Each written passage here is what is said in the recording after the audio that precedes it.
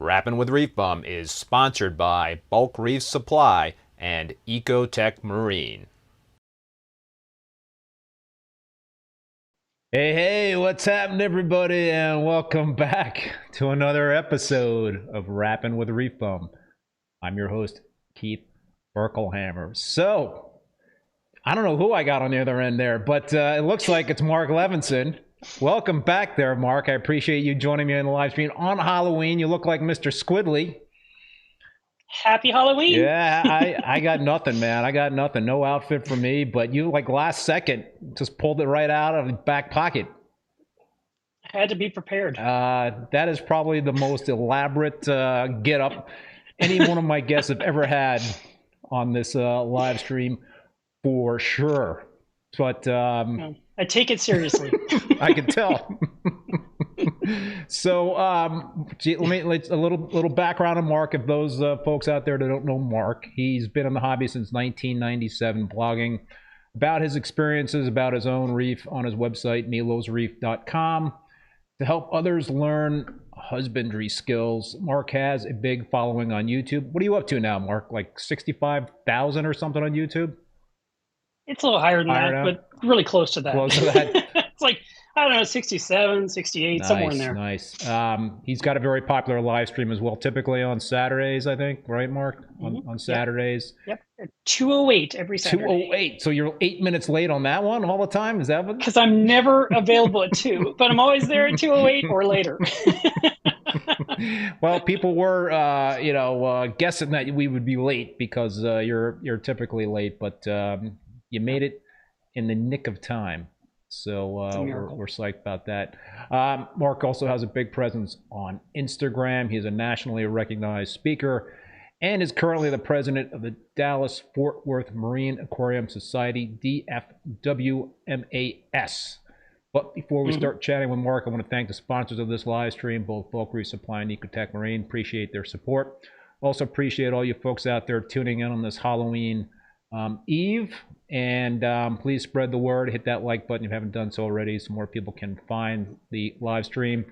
As always, encourage comments and questions in the chat. We got a bunch of people already in the stream tonight, Mark. And how's it going, man? How you been? I feel like I should go to your stream now so you get one more like.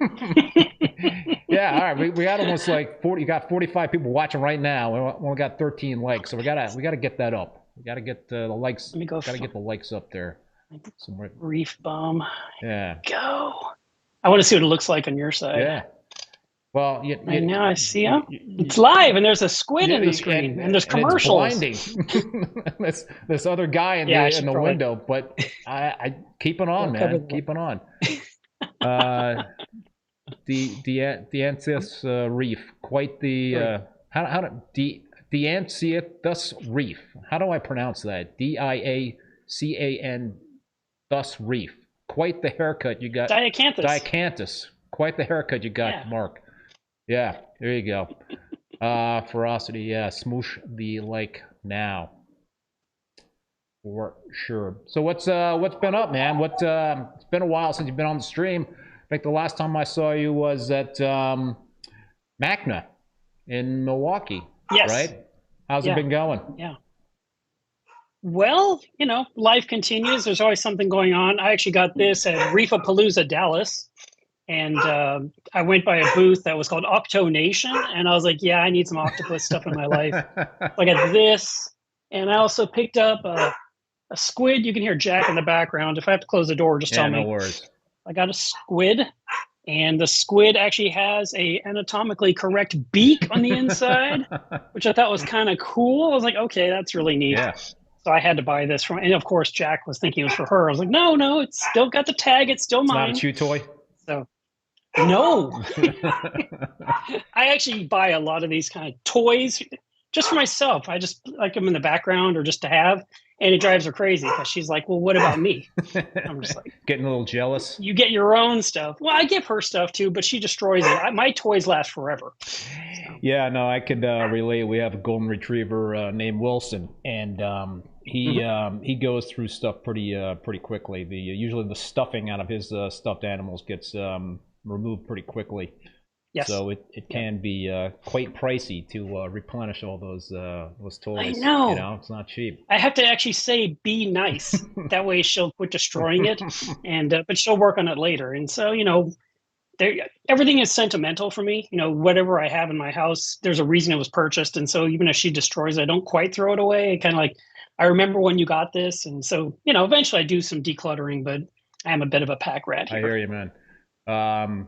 Great Beard Reef. Diacanthus. Yes, and Diacanthus Reef says, you got it. The other option was Regal Reef, but that was a little much for my taste. So, all right, man. We speaking of conferences, back on September 9th of this year, you did a virtual event called Marna. And that was an online version of MACNA, which stands for the Marine Aquarium Conference of North America. Obviously, Marna is a play on that, right? Yeah. And so the in-person MACNA this year was canceled, was supposed to be in Pittsburgh. So, yeah, man, explain what happened in terms of why you wanted to do MACNA. Well, I hate that there wasn't going to be a MACNA, period. That just irritated me because I've been to every single one since 2002.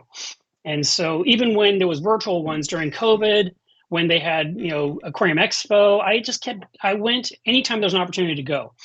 And when this one was canceled, I was kind of bummed out. And then one of my friends, who's actually an audience member, was chiming in saying, you should do MACNA. And I thought, oh, that's funny, haha.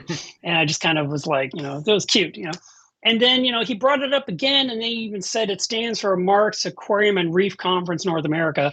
And I was like, it actually spells something. That's funny, too. I kind of like it. So I contacted MASNA, and I said, hey, I'm thinking about, something. I want to know, first of all, are you guys going to do a virtual show this year?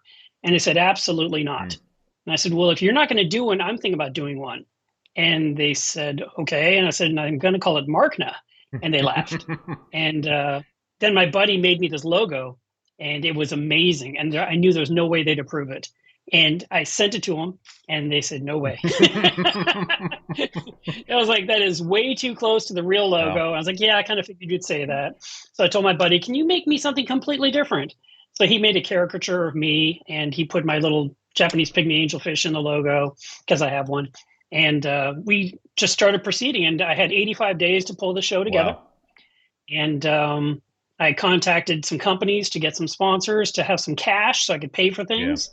And I had to round up 24 speakers. And I wanted to have me as an extra in case it was a failure point at some point so I could fill in. I didn't want to be a speaker. But what I didn't plan for was that the power would go out for most of the conference. That was crazy. We had a huge storm hit the night before. And it knocked out power to half of my town. Ooh. And it ripped down trees everywhere. My truck got destroyed in the driveway. And I was just, and my, the people that came over to help me to organize the raffle part, to, get the stuff on the website, as well as I had Ian here who was helping me with getting the software ready for the next day and trying to get the slides prepared with people's names and all those things you need for a show. We were working on that, but now we had no power. So I hooked up the generator and we ran extension cords to the Reef, of course, get that operational first. That's got to be the priority. And then they said, could you run a cord to the building outside where we're working on the raffle stuff to my studio? I said, yeah, I can do that. And they're like, okay. And so everyone worked until 4 a.m. Holy smokes. And the show started at 9 a.m. And, I wanted to have a full night's rest before a 24-hour marathon. That didn't happen, huh? And I got 2 hours, maybe 2.5. I had to pick up Ian at his hotel, and it was 7:30 in the morning, I think. And he said, so what's the plan? I said, well, we're going to go to Home Depot, first of all. We're going to buy the most expensive extension cord they sell, something that's like this big around, so we could run it all the way into this room to do the production. And we're going to run off the generator. And he said, so we're doing it. I said, we're going to proceed as if the power's going to come on any minute. Wow. And that's what we hoped. And of course, it never came on. So you did that all on a generator? Yeah. Whoa. We had no electricity. We just had the generator. We had no air conditioning. That day, fortunately, wasn't 109 outside. It was only 98. But geez, this room was 95. Oh, man. And my Reef was, what was it? I think my Reef got up to 80 degrees. I didn't know, because the problem was I had power to the fish room and everything was operational, but there was not power to a switch box that goes to the router to let the Apex communicate with me and tell me what's going on. Yeah. So I didn't know the temperature of the tank, but I later found out that the room temperature the Reef was in was 88 degrees. So it was very warm. And in that part of the house, this room was even hotter than that room because I was sweating nonstop. Oh, I bet, man. When people weren't looking, I grabbed a huge towel and just drying off my face and I throw it down and keep going. And we went for 13 hours on generator, and then the power came on and we disconnected. We went ahead and replugged everything where it belonged and got the next speaker lined up and got it started. And then around 3 a.m, the house finally felt like it was about 74 degrees. Wow. And finally finished at 9 a.m. Well, at 9:20 a.m. we were done with the show. Wow. I didn't even realize that this was that was a monumental task in terms of trying to talk about throwing a curveball. That's a major curveball, and that's a congrats, man, and pulling that off. That could not have been easy given all the. It was unfair. It was unfair. It was hard enough getting 24 speakers and trying to get some sponsors and update the website and let people know. And I had some suggestions of how I should do the show, and I didn't like them. Like, for example, one recommendation was do not end your live stream. Just have it go continuous and let the audience build. Right. And I said, no, I want every talk to be a separate video. So that way, when people want to hear a speaker, or like they want to hear ReefBum, they can go to his hour. Yeah, that makes sense. And that was my plan. But I didn't gain an audience. I had some audience, I had some loyals, but I didn't create like 2,000 people on at once or something, which would have been really cool. Yeah. And so if I were to do it again, I might just say we're doing a marathon, maybe not 24 hours, but we'll just do this thing where we just keep going and people keep joining in and the audience builds. Right. That was one thing I wish I had done. Reef with me is asking, with all the bad things that happened, what would you say was your favorite part or moment of Marna? When it was over. No, seriously, the event went really well. My goal was to have a high-end live stream. I wanted 4K quality for the entire show. And I just felt like that was really important because my live stream every Saturday is 4K. So why would I make a low-res version? You actually live stream in 4K? Oh, no kidding. I do it 1080p. This is 1080p. You know, I didn't. I've never. I can tell. Well, I mean, the person that was going to do the show with me, he originally said, you know, he couldn't wait to work on the show with me. And then the week before, he says, so we're doing this in 1080p. I was like, no, we're not. And he said, well, you're asking for trouble. And I was like, how is it any more trouble than every other Saturday I do this? I mean, it's just, you just start it and just go. And he says, things go wrong in 4K, especially with a big marathon. And my big concern was, will the computer burn up? You know, I mean, I just thought, you know, what will take, you know, what could take it out? I never thought the power would be out. So we just did the show and it went okay. We were missing one speaker out of the 24, but we were always late every hour. So it all kind of worked its way forward to where we ended at the right time. And then the best highlight was that we raised $20,000 for the Coral Restoration Foundation. Oh, wow. And that was yeah, congrats. Yeah, I've got the check. Oh, you got the check. I still have the check. You got the big check there. With check. the Marna insignia on it, the logo. Yeah, so what happened was we raised about $10,000, and then Polo Reef, Andrew Sandler, saw what we did and he loved it. He said, that was amazing what you pulled off. And he said, how much did you raise? And I told him, and he says, we want to double it. Nice. So he contributed another 10, which pushed us to $20,000 donation to the Coral Restoration Foundation in Florida, which was really cool. Yeah, I actually visited Andrew a couple of weekends ago, and I saw that that whole operation in person. You were there like what, like a year and a half ago or something? I was there in January. Yeah. It just blew me away, man. I mean, I did like a quick video in terms of that visit, and I said, like, you know what, I wasn't prepared for the visit, but I've talked to like Andrew, you know, a few times. I've had him on as a guest. I've seen a lot of videos done. I saw your video done in his system and all that stuff. No, but it just does not. I still haven't released my video. Mine's still on my camera. No, I filmed a huge interview that I still have to build. Oh, you did the tour of the Long Island aquarium. Yeah. Okay. Yep. Oh. Yep. And I've got another one of those to release. I mean, I have a phone full of video, and it's just a matter of me having time. And I mean, seriously, I probably have 5-6 videos right now that I would love to get published to YouTube and get them out there for people to enjoy. Wow, yeah, it takes a lot of time, right, man? I mean, being a content producer is not an easy task because you're running a business, right? So you're trying to take care of business, but obviously YouTube is a big way to, you know, help recruit customers. So it's a marketing tool for us. You know, let's just admit that right up front. You know, no, it's 100% true. And so it's tough because you've got to spend a lot of time shooting videos. You got to spend a whole ton of time editing videos. So it's a big job. And you know, you're not making a lot of money off of the ad revenue you're getting off of, you know, from YouTube. Pennies on the dollar there, right? No, that's not very much. It's, you know, it's about building relationships with the people out there that are watching. That's what it's kind of like all about. Yeah. So it sounded like the event was a success despite the extreme challenges that you had there. And so was this a one-time only deal, man? I mean, given that that was the plan. So now that the plan was once only, just because there was no MACNA, but next year there's a MACNA. So as long as they do MACNA, I don't have to do this. Hey, well, maybe in March or something like that, in May, like the halfway point, but you know, of the year or something like that, you could do another one of these things. Maybe there's something I could do. I don't know. I mean, there's been a lot of requests for a MACNA 2.0.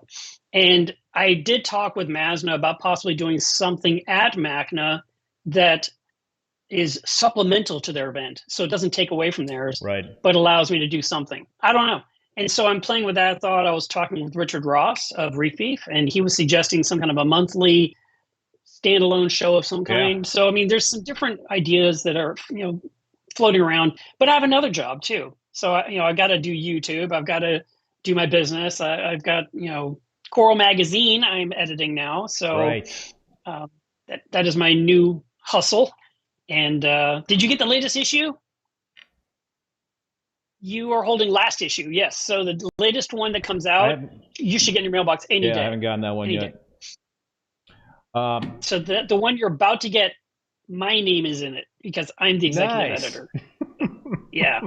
Congrats on that, it's my first issue. I hope it's a good issue. I hope people like it. I killed myself for that one. That's a lot of work too. I mean, how are you squeezing all this stuff in, man?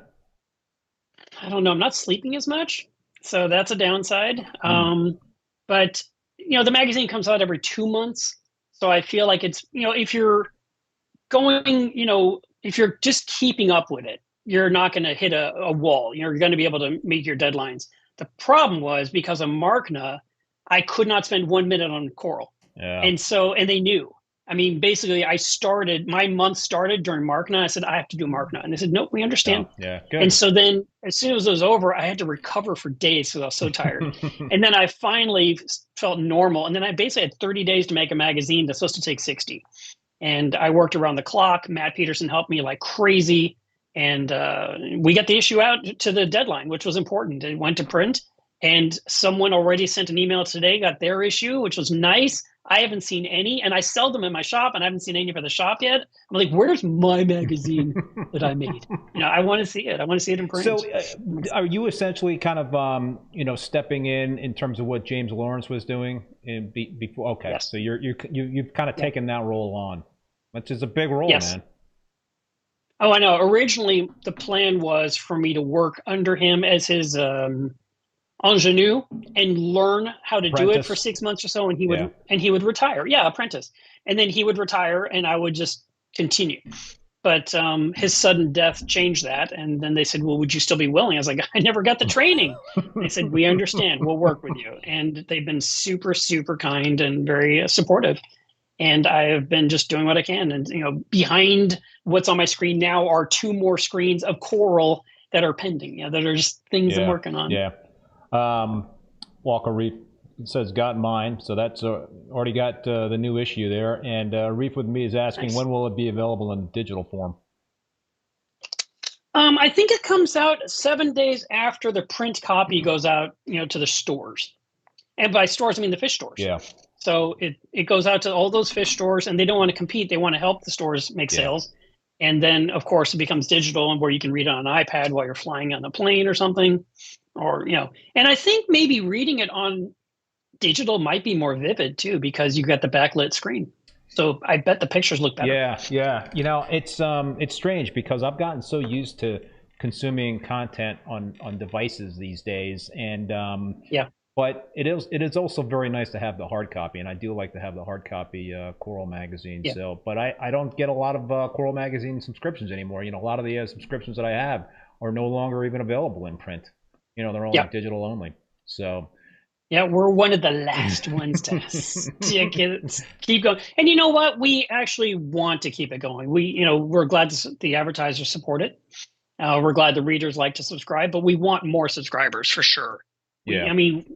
That number needs to grow. Yeah. It needs to grow huge because there's a ton of saltwater hobbyists and everything in these magazines. Even as I'm picking the content, I'm like, this is so cool. And I need them to read it. I can't just find really cool articles and then they never pick it up. Go ahead and plug away, man. What's the best way people can get? You sell subscriptions on your website, right? How else can I actually sell the magazine on my website. You can literally buy a copy and I'll mail it to you. That's one way. They gave me the subscription, and they did give me a code. Let me find it for you really fast. They gave me a code that I could, give you guys, and it's only to track. It is not any kind of money maker for me. I just want to be clear about that. Yeah. So the code, I'm looking at my last, because I put in my last video and I didn't memorize it. It's right here. coralmagazine.com/Melev23, as in 2023. So if you just go there, then they'll know that that person that subscribed came through my channel. Cool. That's all it is. It's just to know. Cool. And the digital subscription comes with the print subscription. Is that the way it's packaged? It's included. Yeah. But if somebody doesn't want to pay for printed, they can buy a cheaper subscription that's digital only. So there's a couple options. Gotcha. Reef to me. I prefer digital. Hard copies are nice, but in pristine condition. Yeah, I hear you.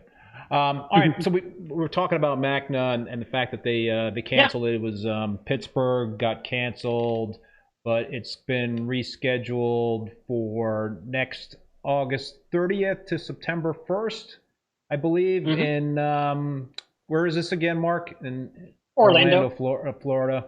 So there's a new. It's in that fancy Swan Hotel. It's a really nice hotel. I've actually been in that hotel. It's a nice hotel. Yeah. It's you're just like, wow, Marna's here. It's so beautiful, and it's right across from Disney World too. Yes. So people that want to do the family thing, they can break off. Yeah. I was talking with one person who'd said, "Well, I don't know. I don't want my family to be upset, you know, that I'm doing Magna." And I said, "All you got to do is go early, and then as soon as Friday rolls around, you say, 'Okay, everyone, go home. I'm going to Magna,' and you just stay. Yeah. Yeah. Just get rid of the family." That ditch the family and stay for the conference. Yeah. Yeah, that's a good way to do it. Yeah. So, all right, there's a new MASNA board, right? So there's a whole new board in there, and MASNA stands for the Marine Aquarium Societies of North America. Do you have any insight in terms of the direction of the new board? Any scuttlebutt? I know little bits, but I don't. I'm not like, you know, listening in to see what I can learn, that kind of thing. It's nothing like that. But I have been in communication with them, and you know, they've reached out to me as well. You know, we had them on during Marna to promote the event. They're promoted in Coral Magazine as well. I mean, because it's an educational event, and it's really important that people go. And I can't emphasize that enough. I mean, just like I'm saying, people should subscribe to Coral. People should be going to Magna. I mean, just go. And I've always told people, just go, just trust me and go. You'll have a great time. It's not a frag swap. It's not something you're going to make 2 laps and you want to be out of the building. Yeah. It literally is a place you want to go and stay, spend the night, and resume. I call it Reef Keeping College for the weekend, because you can learn so much over 2 or 3 days versus going to Reefapalooza or going to Aquaculture, where you go for a couple of hours and you might listen to a speaker or get an autograph from someone you like from YouTube. And, you know, you bought yourself a snake or a frog or a spider or a saltwater coral or, you know, whatever. I mean, there's that whole shopping mentality where Magna was never about shopping, even though there's 150 vendors. It was about talking to the industry leaders about their products and getting answers like, how do I make my Apex work? And they will talk you through it. Or how can I solve what's going on with this app that communicates with my dosing pump? And they're there to talk to you about it and that kind of stuff. Yeah.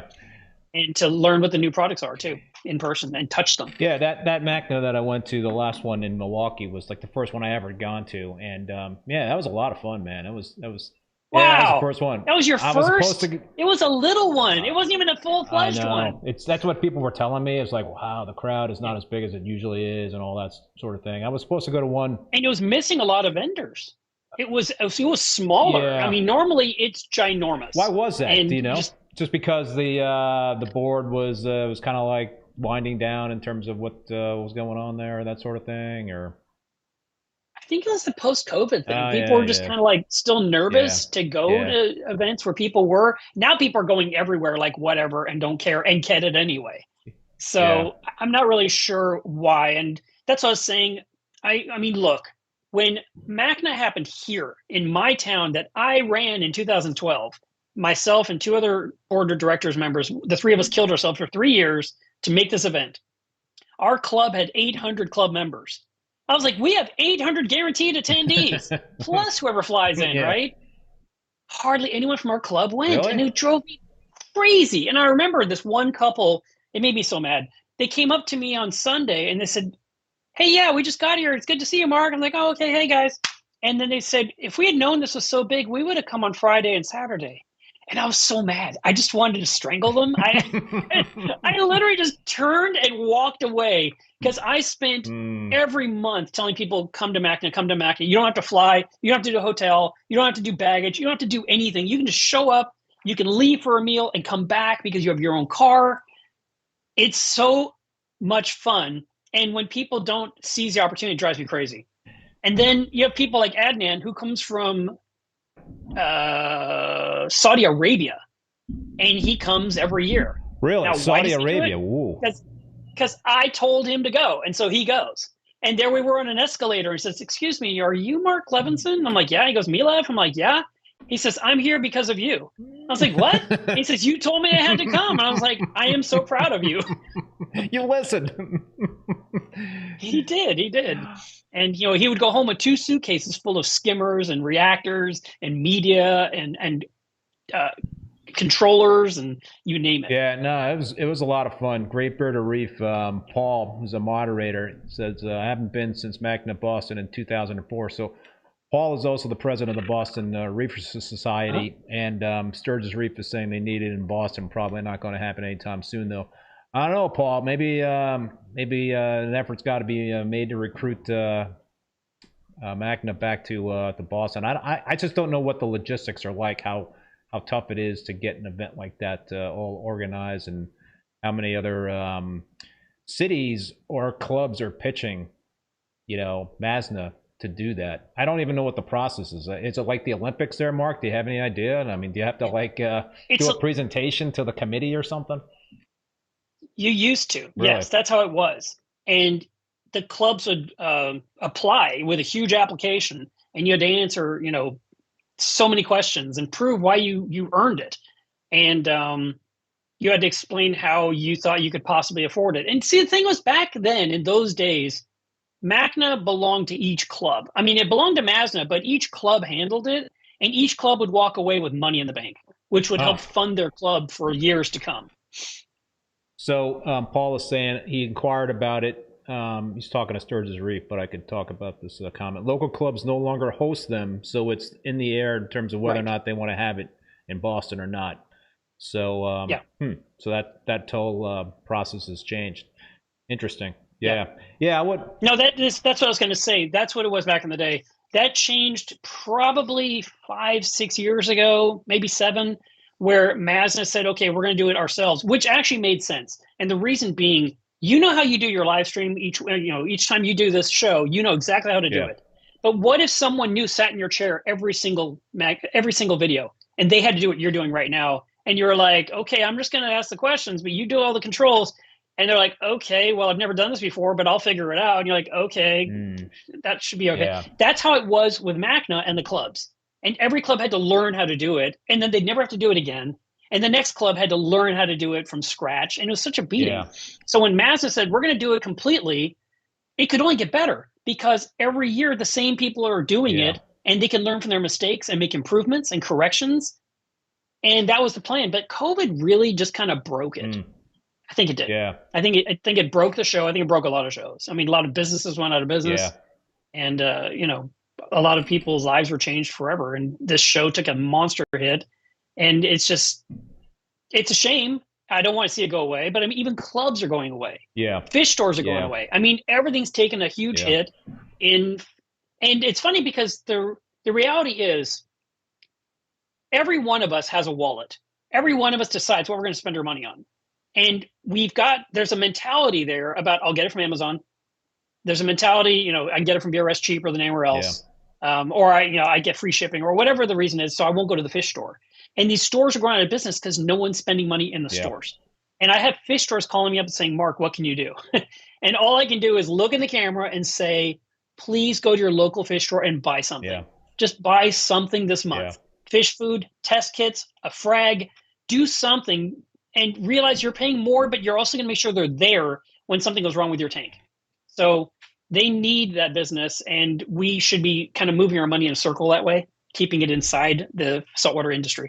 I totally agree. I live in a remote rural area right now in terms of being in Vermont. So there's really not many, if any, local fish stores nearby me. But I used to live in the Westchester, Connecticut area in New York. So there were a couple of fish stores I always used to go to, and I so enjoyed going, because you can't really get a sense in terms of what you're shopping for in terms of corals and fish unless you're seeing them in person. And this day and age, there's just so much that could be done in terms of doctoring photos, Photoshop, and all that stuff. But I think it's so valuable to be able to go to that local fish store, and especially if you're just getting into the hobby. If there's somebody, at that local fish store that can kind of serve as a mentor, which is what happened to me when I first got into the hobby. There was a guy that had an awesome kick-ass display tank in a local fish store. So I just pumped him for all the information that I could to really try to learn his methods and his ways.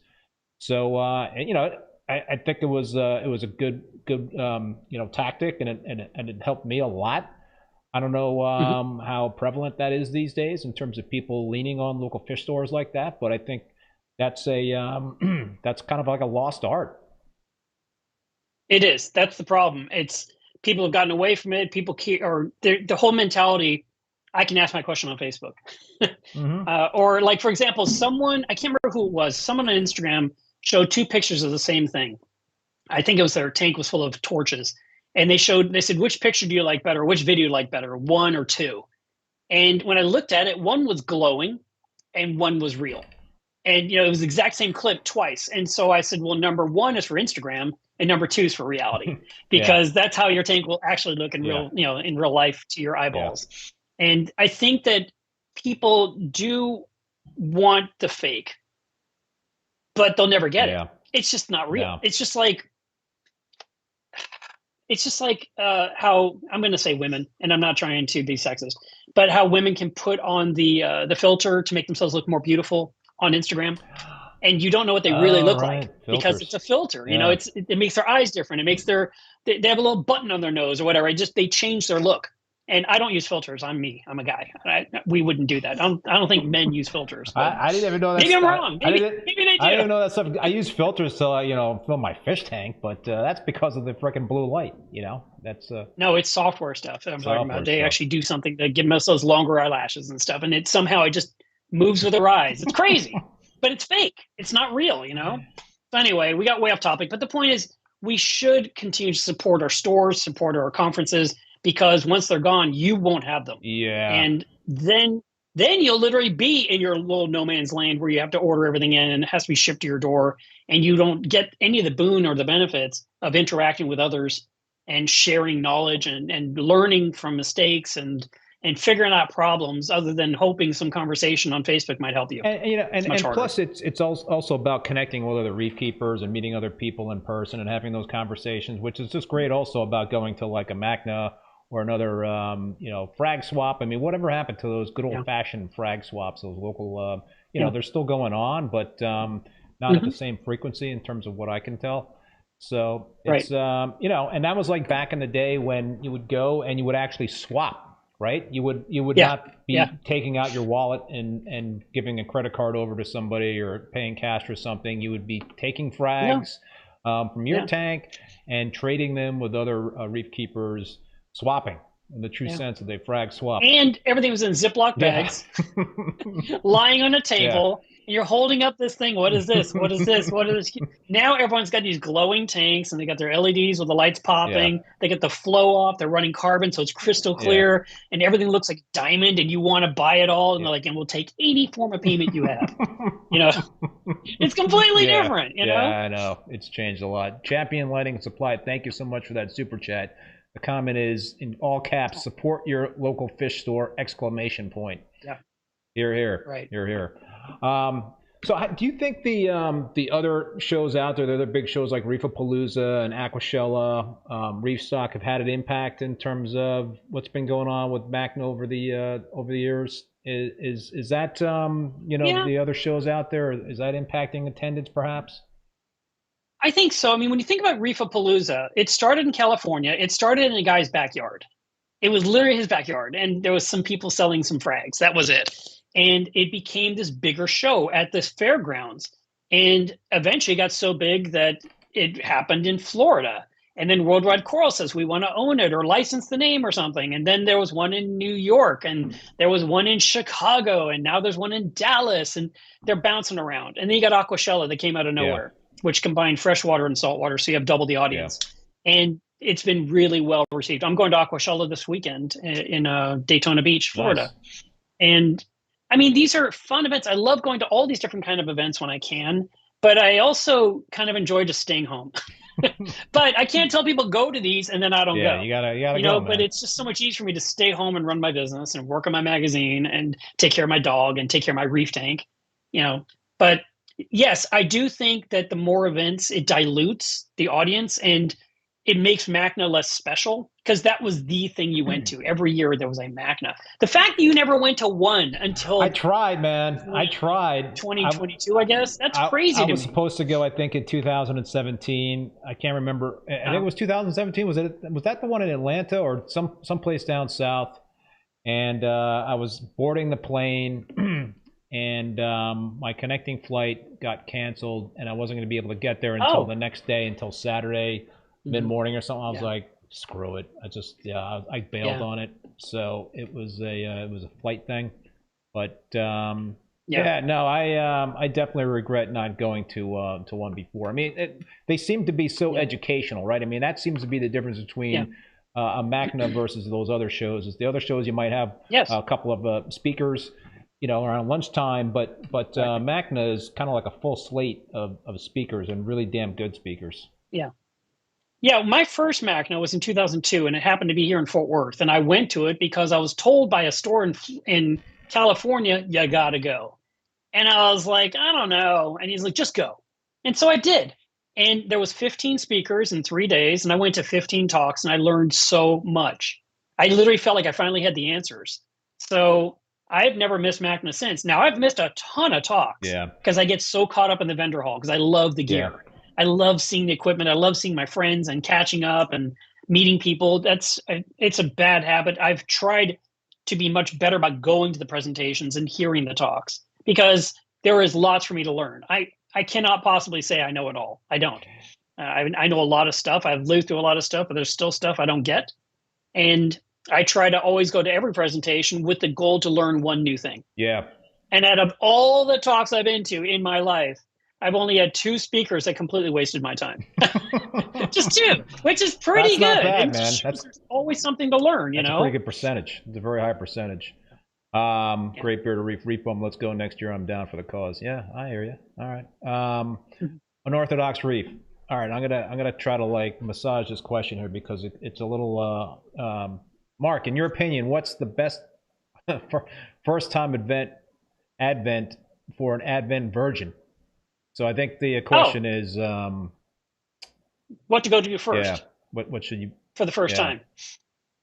Well, the first thing you should do is look for a local club if you have one in your area and go there. I mean, just because they're local. I mean, that would be my first recommendation. Of course, visiting all the fish stores in your area to find one you like.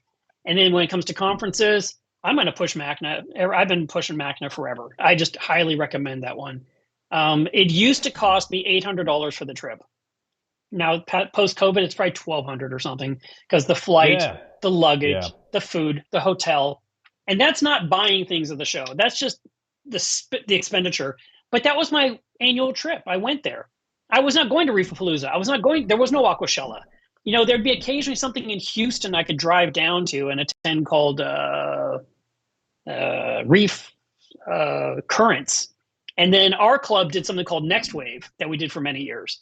But we eventually stopped doing it because people weren't coming. Yeah. And that's the crazy part. All you had to do is show up. When you don't show up, you kill the shows. Yeah. And then when you say, well, it's not in my area, it's like, we did a local event for our club members and they didn't show. Okay. It was in their local area. Yeah. That just plain sucks. And then you had board members that didn't want to organize the event because they didn't want to work so hard for many months to have no one show up. I mean, you kind of need everyone to agree, I'm just going to trust you. I'm going to pay my entry fee. I'm going to attend. And you may not love it, but you might like it.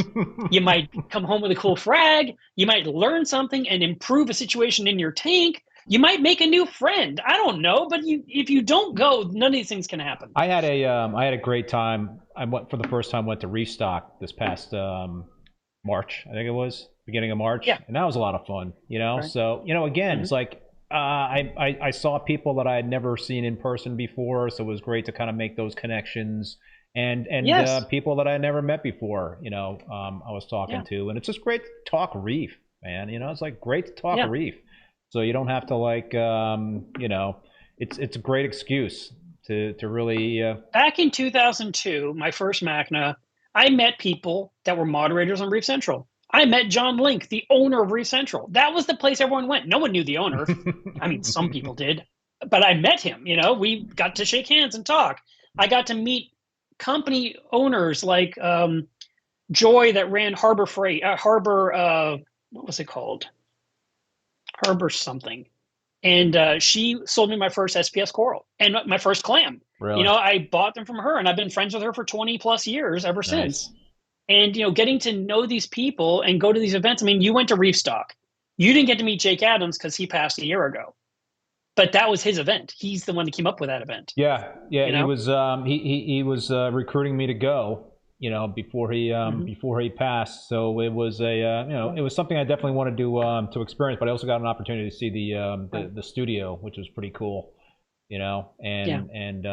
But yeah, I think it was more. Thank you. It was more of like a traditional. I thought he kind of like positioned it as more of a more of a unique kind of more frag swappy type of event, not as not similar to what I guess what Reefapalooza was all about in Aquashell. It was a kind of a in itself kind of a more of a down and dirty reef keepers type of show. It's the sense that I got from it, and it's certainly being there in person, I got it seemed true to me. But yeah, listen, obviously with you mentioned the cost of plane tickets and all that stuff, and I think I think any show that you can get to is a worthwhile trip. So if it's something that's within driving distance, then go to it, right?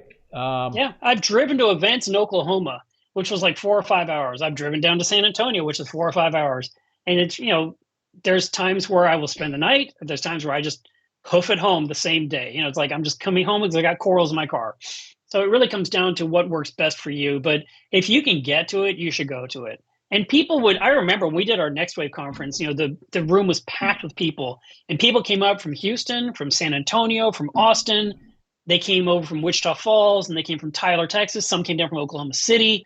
They came from everywhere to come to our event where we had 5 or 6 speakers for the day. It was just our 1-day event, and it became bigger and bigger. And then it imploded because people didn't show up. It was bad. It's sad when you watch something like that happen. And I'd like to see it not continue to happen. I'd like to see us invest in the industry itself and keeping it afloat. And that means us customers buying things has to support the businesses that are bringing us the supplies. And if we give everything, and I'm pointing this out, I'm just pointing out because it's easy. If we give everything to BRS, that's already the $1 million company, then what happens to all the little guys? I mean, that's just the reality. And I've had customers tell me, I'm buying from you, Mark, from Melev's Reef, because I'd like to support a little guy. And I'm like, well, thank you. I appreciate that. Because I do want to keep eating. I still want to feed my dog. I want to keep my reef tank alive, and I do need to make income. But I do go to the fish store and I buy my fish food. And occasionally I'll pick up a fish or a coral from them. It's a big pie, and it's nice to be able to get have a little slice for for some of the less smaller folks out there in terms of the operations. Reef Exotica by Luis Aceves. Hey, Luis, it's going to be better. He's talking about Reefstock. It's going to be better when you come back and we drink tequila, Senor Reef Bum. Bring me Melev with you. Yeah, there you go. That sounds fun. No, seriously, if you can support your local economy, that's always great. Yeah.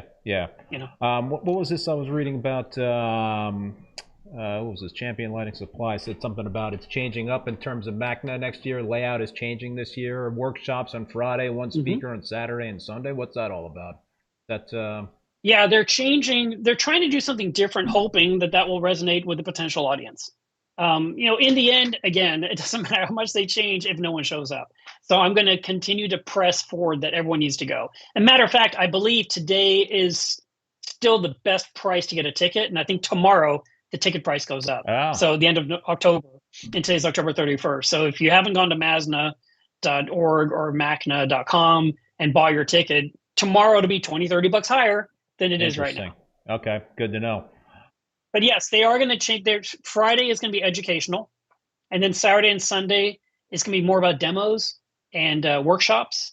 And that's why I was saying maybe I'll do something on Saturday or Sunday for educational, because there's going to be less of it on the weekend, the way I understand it now. Now, a lot of things can still be in flux, but that's the general. They're trying to do stuff to bring in more attendees and young attendees as well.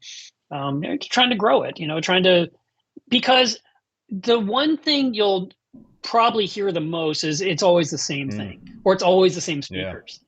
And even when I was organizing Markna and I had to pick my 24 speakers, I started asking people, well, who do you want to hear from? Because I don't want to do the same speakers. There's actually a joke on one of my images. I had this murder board where I was planning Markna, and I had a picture of Joe Aiullo, and it was like crossed out and said, nope, because it was like he's always speaking, and he was like, hey, and I was like, yeah, I know. But Sanjay's the one that ratted you out. It was a joke, But the fact is, I try to bring in different speakers because everyone has something to learn from. There's opportunities, but at the same time, I was getting people recommending people I already hear from all the time. I was like, well, you're literally doing what you're complaining about. You say don't bring in the same people, but I still want to hear from Sanjay, and I still want to hear from Joe, and still want to hear from Richard Ross or whatever. And so I tried really hard not to bring in that same collective. It's hard. It's hard to make everyone happy. It's hard, and it's got to be hard also to be able to reach out to these folks and try to actually connect with them to get them to participate. I mean, I know that for this show. I reached out to one lady. I reached out to one lady who's an expert on starfish, and I was like, I want you to speak in Marna. And she said, I haven't talked about that in years. No, thank you. And I was like, Then I reached out to a diver in Bon Air who posts a picture every day like Bob Fenner. And she says, nope, I'm too shy. Because she shares the best stuff. Then I talked with blackwater divers that I follow on Instagram. There's like 6 different people on Instagram I follow that are fascinating. Like one's all about nudibranchs, one's about blackwater, one's about just diving. And I was like, I want you on. And they all turned me down. And I'm like, wow. I mean, you are literally the ones that should be on this show because you're not the same people. You're literally doing something that's so cool. I'm following you. There has to be a reason. If I'm following you, you're important, And it was really funny trying to get them, and they were turning me down. I was like, wow. But in the end, we did get a really good mixture of people, and we had some incredible talks. I've played them back. I've watched them all now. It was hard to watch and do the show. So I watched them afterwards. And there was mistakes. I did blunders during it, but the content was great, and I was really glad that we did it. Well, it's not easy, man. Like a live show, especially that many strung together. That's a tall order. So again, man, that was quite the feat to pull off.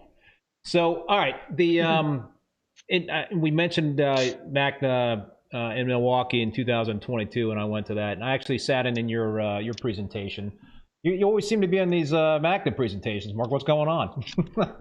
I always talk all the time. I know. They told me next year you don't get to talk. On the slate I'm not really surprised. You're off. You're gonna have to cross. No, they want to put me somewhere that has to do with YouTube stuff, and I don't know. I told them if there's not incredible bandwidth, I don't care. I got to have a good signal. I mean, I'm just really 4K. picky about 4K. I know 4K. So But so I gave that talk, and actually, I was really nervous about that talk. That was probably the most difficult talk I've given in my life, even though I did so much research on it and spent so much money preparing for that presentation and getting my data organized. But it was like 2 days before I gave the talk, I spoke to a physicist who basically said everything I believed was wrong. And I just immediately was like, oh, no, I should not be giving this talk, and you should be giving the talk. And he goes, you'll be fine. He says, you still know more than everyone in the audience. Like, oh, my God, oh, my God, oh, my God. But it was really interesting stuff. And I've watched that talk as well. I watched my playback to see how insane I sounded, and it actually came across pretty decent. So I was kind of happy about that. I mean, listen, I was definitely taking notes because, I was doing a similar type of thing. And basically what your talk was all about was doing ICP testing and trace element dosing and making adjustments along the way. So how has that, I mean, I know you gave the presentation in terms of how things had been, going up to that point in time, but have you been continuing down that path, and how's it been going? How's the tank been responding to that? Actually, what happened was when I was doing that, my tank never looked better. It actually just looked incredible. Everything was glowing. It was insane.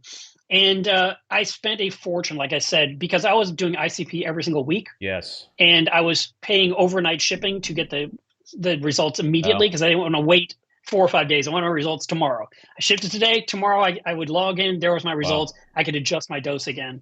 And I was all over it that way. And I did this for 2 months, so I spent $400 to $600 in tests and shipping and additives. Right. So you're doing as well. You're doing Reef Labs ICP testing, and you're using Captivate Aquaculture trace elements. Yeah. Yes, correct.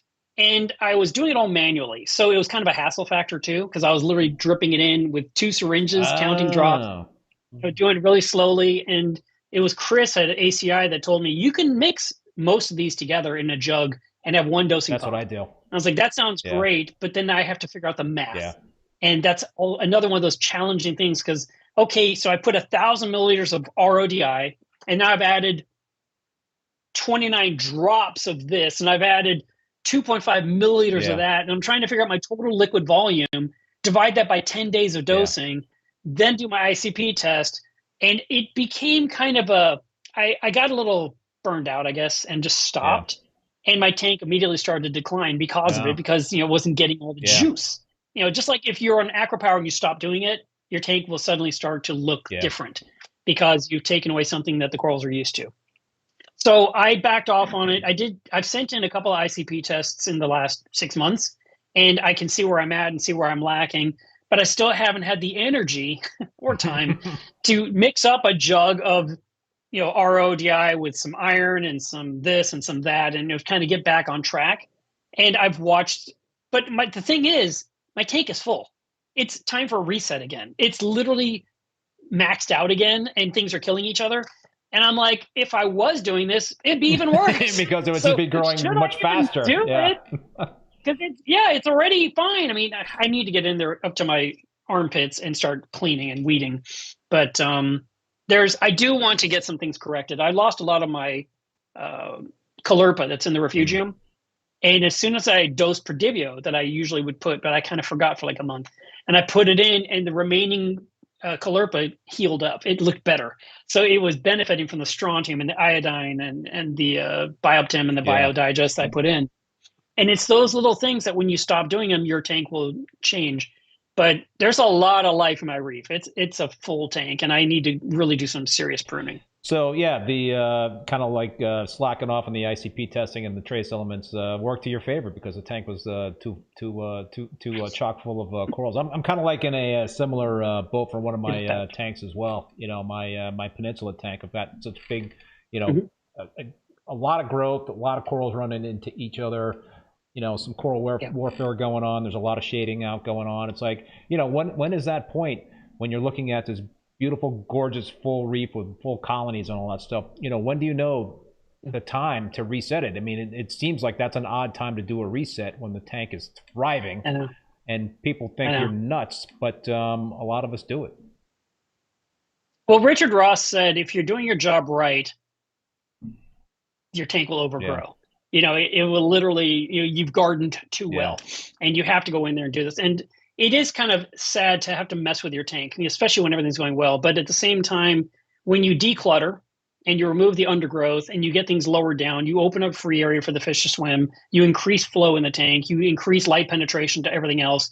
You get rid of the eyesores that were irritating you. That thing's gone, but you haven't reached in because it's under something. You're like, But then when it's not there, that negative space makes you feel better, because you're no longer thinking about that thing that no longer exists because it's dead. So there's a benefit to doing it. And, it seems like every 3 years, I have to go in there and kind of really attack the reef, and I hate it. But I won't do what you did. I mean, you were like, I'm clearing out. I was like, nope, I'm not doing that. I remember when we were on last time, you were talking about you were really going to hack in your reef. I'm like, nope, don't do it. Don't do it. I did it. Well, you just wanted to sell the corals. That was your motivation. I didn't really benefit. For me, it's not about selling. I just need the space. No, to me, it was like I had probably like 10 or 11 corals that just dominated in that tank. It was like a 187-gallon tank. And I had this ginormous tub Stiletta Montipora that was taking, probably like 18 inches across and just really growing fast and crowding out some acros that I just loved in that tank. So it was just like kind of a matter of like certain corals just took over that, were becoming problematic for other corals. So I just kind of felt like it was time to I couldn't like figure out how to kind of, do a partial reset. It just didn't seem like a trim. Yeah, it's exactly. It's tough. So, I'm kind of like in a similar situation right now in my Peninsula tank. I got this orange cap that is actually 2 feet across.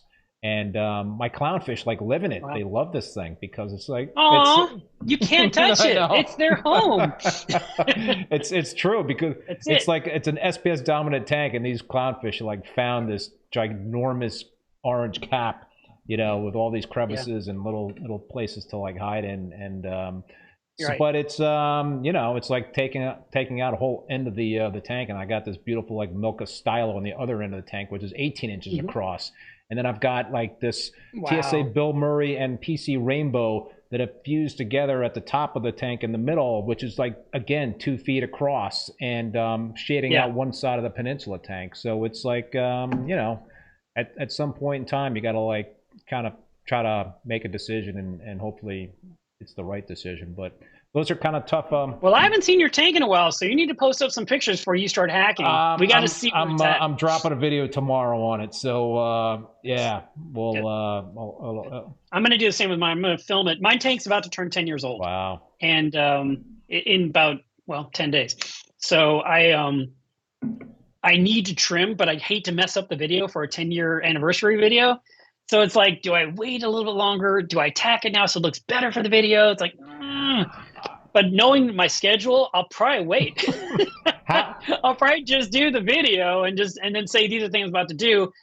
Or maybe what I should do is film it, describe it, and then film me attacking it, and then film what it looks like and say, happy 10th, this is what you get. I don't know. I got to make it. How often do you change what's going on in your reef tank based on terms of what you want to, you know, put out in terms of content? You know, I mean, have you ever never changed in terms of what's going on with the tank to create content? No, I love my tank to look the same but fuller. Yeah. I don't want to move anything to a new spot. I want every bit of the livestock to look like it got bigger, bigger, bigger, bigger. It's almost like a time-lapse scenario. And, you know, sometimes things happen, but I don't have losses. You know, I don't have major catastrophes, fortunately. And so you'll see the hammer coral is always on this end of the tank, and the acro is always on this end of the tank, and the bird's nest is always here. But there has been some, you know, overgrowth. And because of it, there's shading, and shading uses losses underneath it. But I've tried super hard not to mess. I hate changing the way the tank looks. Yeah. And that's why when people come over and say it looks so natural, I'm like, yeah, that makes sense. Yeah. It's sort of like what my hair looks like when you wake up, when you get out of bed in the morning. It's natural. I mean, it doesn't look like that? It stands. I sometimes will answer the phone and feel like, whoa. I'm like, you called me. You FaceTimed me. This is your fault.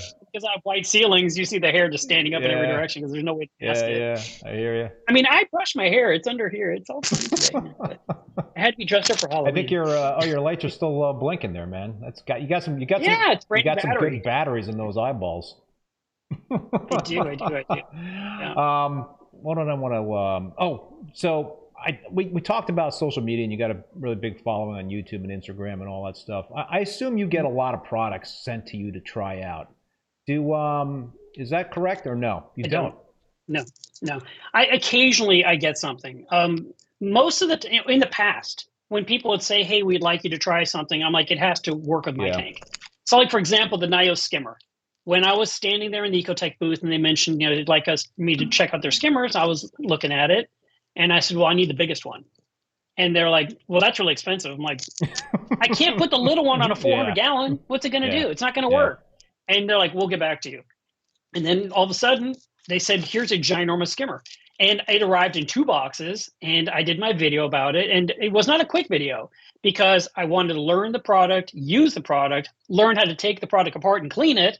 So I actually had it for 2 or 3 months before I did the review. Yeah. And then I did and even in the review, I said, "I hope they don't want it back because I really love this skimmer." And they didn't want it back. So I got to keep it. And here it is 6 years later. I'm still using that same skimmer. So you see, I'm not like a big equipment turnover guy. Yeah. I had metal halides forever until I finally tried out the Sky. And I've been running those ever since for, I guess this is year 4, maybe. I don't know, year 3 or 4. And occasionally something will come out, you know, and, you know, Ecotech or Neptune might say, "We'd like you to beta test." Like, they wanted me to beta test, might have been the Trident. It was already in beta testing, but I was like coming in at the end. Like, we've done all the tweaks. Now we want like a real guy to just get that brand new box experience and just do a review. And I said, all right, I'll try it. And I still run the Trident. I like it, you know, but I don't always jump on these offers because usually it's like everything's working in my tank. I don't want to mess with it. I don't want to remove my vortex to put your new fancy pump on my tank that could short out my system, and you know, because it's new. Yeah, I'm the same way. I'm pretty much set in terms of what I use, and it's you know, if there's I'm like a GHL guy. I use a lot of GHL products and all that sort of thing. So if there's like a new GHL product, then that, you know, that's something that potentially I would you know, try. But if it's something else, a different manufacturer or something like that that I haven't used before, lighting, skimmers, I'm the same way, man. I don't want to like mess with success, right? I mean, everything's working. So that would take a lot for me to kind of like, you know, I mean, I could understand like water testing. That's something that you know, is not going to potentially impact how you run your reef tank. Right. It's something that you could run in parallel with something else that you're using or something like that. But it's kind of you know, it's you got. I think you got to be true to what you really are, which is a reef keeper. And you know, that's got to trump everything else in terms of the health of your animals and what you're comfortable with in terms of using. When you have to undo something to install something new, it has to be a really good reason.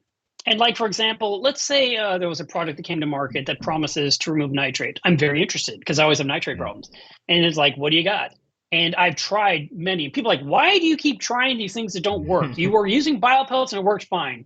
I was like, yeah, that's true. And it did work fine. But I wanted to see what it was like to use Nopox. I wanted to see what it was like to use Nitrate R. I wanted to see what it's like to use, you know, the different products, because how can I answer questions to people if I only use one thing forever? That's sort of like me changing to the sky from metal halides. I was like, nope, I don't want LEDs. I don't need it. I don't want it. I'm happy with mine. I've got extra ballasts. I got extra bulbs. I am covered for the next decade. But then when Terrence says we'd like you to try out the sky, I said to him, I'll do it. And he was like, really? I was like, yeah, for once in my life, I'm going to say yes. Everyone's been on LEDs for a decade, and I'm the guy with these ancient light bulbs. Let me try it. And we hooked him up, and literally my reaction in my gut, and I said it out loud on camera, was, I should have done this years ago. But they didn't exist years ago. This was a new light. I could have tried Radions. I've used Radions in other tanks, and they worked fine. But for my big tank, I didn't want to put 6 or 8 or 10 Radions. I wanted 3 metal halides, so I wanted 3 lights. And the 3 sky lights my whole reef, and it works out fine. Now there's a new AI blade out, but I'm very happy with the Reef Brite XHOs. So I haven't just ripped out mine to buy new $800 LEDs to supplement with, because I don't see the need. Now, when and if the XHOs die, that's the perfect time to say, maybe I'll do the AI blade now, because I've heard really good things. Yeah, it makes sense.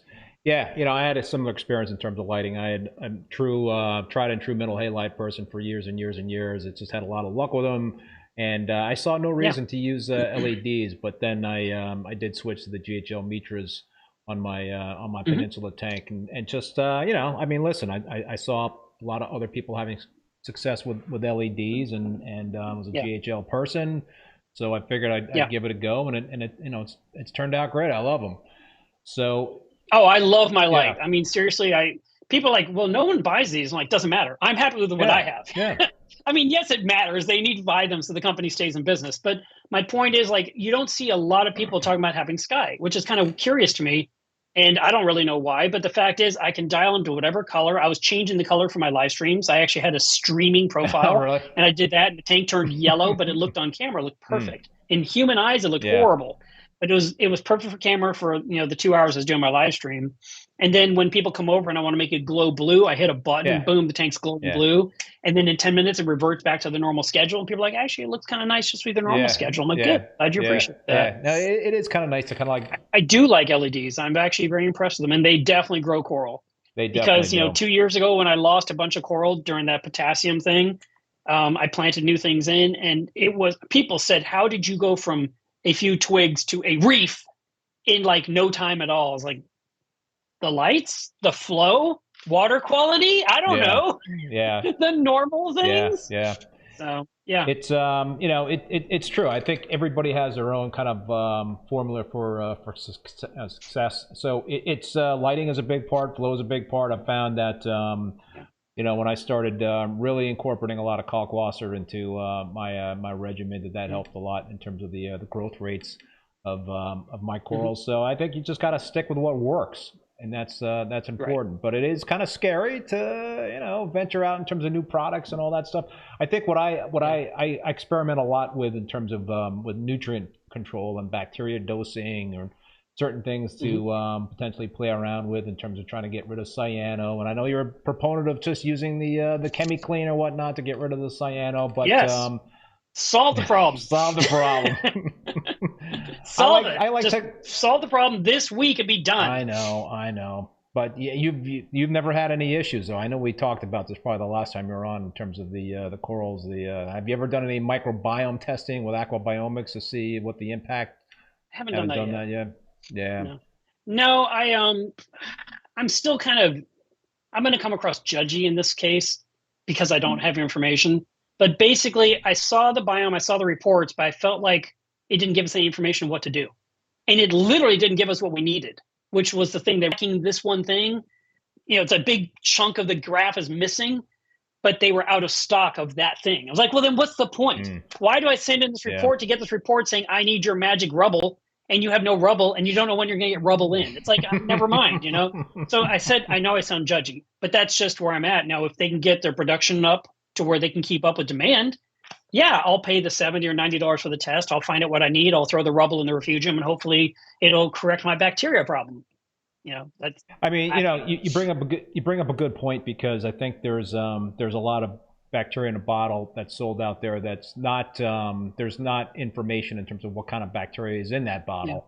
And that's problematic, because if you're leaning on aquabiomics tests to see what your profile is, the composition of the bacteria, and you're maybe short on certain types of bacteria, it can be challenging to try to find a source to replenish the bacteria that you're short on. Yeah. I know there's some companies that do have are more upfront about that sort of thing, so it makes it easier. Yeah. But it's I mean, what's your take on the whole bacteria dosing thing out there? Do you do it? Are you a proponent of it?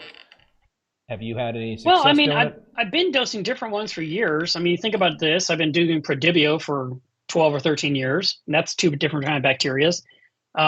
If you were to use Live Rock Enhance from Reef Brite, that's a bacteria that makes your rock look nicer. It's a decay eating bacteria. Yep. If you're using Microbacter 7 with biopellets, that's a bacteria that works really well. They even have Microbacter Clean, which is even more potent, which you can use and sometimes helps. And then there was a new one that, the Fritz 460. That's another one I tried that's helping lower my nitrate in my tank. And it's super easy. You just pour it in the tank and turn off your skimmer for a few hours. And then in a matter of, you do this for like 2 or 3 weeks or whatever, twice a month if you want. I did it weekly. And 2 months later, my nitrates cut in half. I was like, wow, it worked. Yeah. But it was a sneaky one. You didn't know it was happening because you didn't see it happening until you looked at your test. So it was kind of like it just quietly happened because it was building up this bacteria that I was lacking. Yeah. And it came in this bottle. Now I'll tell you this. I stopped and my nitrates have gone up. So I have to clearly keep using that. But I have plenty of it here. So that's not a problem. Yeah. It's, again, just getting in the habit of doing things consistently is key. You know this. Reef tanks do best with stability. Yeah. And when you slack off on certain areas, you're going to have certain areas go to pot. You have to go fix it. Yeah, no, they're very dynamic in terms of what's going on there. They're living, breathing. There's many different organisms that can are part of a reef tank, but there's just so many things. There's so many variables that are in play that, like, if you do stop doing a particular thing, then it can kind of like happen quickly in terms of what goes down with the reef tank. So it's there's just so many different variables, and it just seems like it's more complicated these days, Mark. I don't know. Do you feel the same way that reef keeping is a lot more complicated these days because we have so many more options versus back in the day when we didn't know anything in terms of all these bacterias and this and that and the additives and the amino acids and all that stuff? It just seemed like you were kind of on autopilot. But now it's, I don't know, man. That's why you go to Macna to learn these things, because it's education. But okay, now enough about that. Going back, your question, it is a valid question. If I think what it is, I think people are getting caught up in the gear side of it. They're just obsessed. It's sort of like putting all the accessories on your car. Yeah. When you were a teenager, you did that. You got lights on, I don't know. Technology is completely different from what it was when we were kids. But, when you had your car, you wanted to add a spoiler, you wanted to add different rims, you wanted to add different lights under the wheel wells, and people are still doing that to this day. Now they got spinning things on the hubcaps, and they got lights when you open the door that actually puts the logo on the ground. And I mean, people are doing it with reef tanks. They're making their whole tank look like a Neptune Systems tank, or they're making their tank like a whole Hydros tank, or a Coral View tank, or a Reef Nutrition tank. I mean, they just find a brand they love, they go bonkers, they get all this gear, and it's all about the gear versus not the livestock. Yeah. And you're looking, and their controller board's insanely awesome, but you're like, well, let's see the tank. What's going on with the aquarium? What's going on with the fish? How long have you had these things? Have you had a fish for 5, 10, 15 years? Have you had, what's your oldest coral? That kind of thing. And when they're like, well, I've had this, I had a crash, I lost everything. Everything's 3 months old. I'm like, all right, but you have this magic gear. Why on earth did you have a crash? Yeah. So I'm not saying it's not possible to have a crash. Obviously it is, and things can go wrong. But I think people are getting caught up in the gear. And really what's the most, and this goes back to your earlier question about getting stuff from other companies. I have people that will say, hey, what do you think about this piece of equipment? I'm like, I don't know. So I go look it up. And I'm like, all right. And then I ask them, what's the problem in your tank? I'm like, well, there's nothing wrong. I was like, why do you need this piece of gear? I'm like, oh, well, it's new. I'm like, I know it's new, but do you need it? Does it solve a problem for you? Yeah. And if it doesn't, why are you buying it and cramming it under the stand? So I think people get lost in the gear. They spend a lot of money on it. They get, matter of fact, there's that whole FOMO thing, fear of missing out. Yeah. And they want to have what other people have. So they're buying similar gear because, well, if it works for ReefBum, if it works for Melev, it's got to be what I need to have. Like, yes and no. There are certain things that you and I would not do a reef tank without. Yeah. But there's other things plugged into our tank that we kind of like, don't absolutely have to have, could survive without, but we use it because it makes our life a little bit easier, and we like it, and we show it, and that's okay. But in the end, boil it down to what does the tank need and expand from there.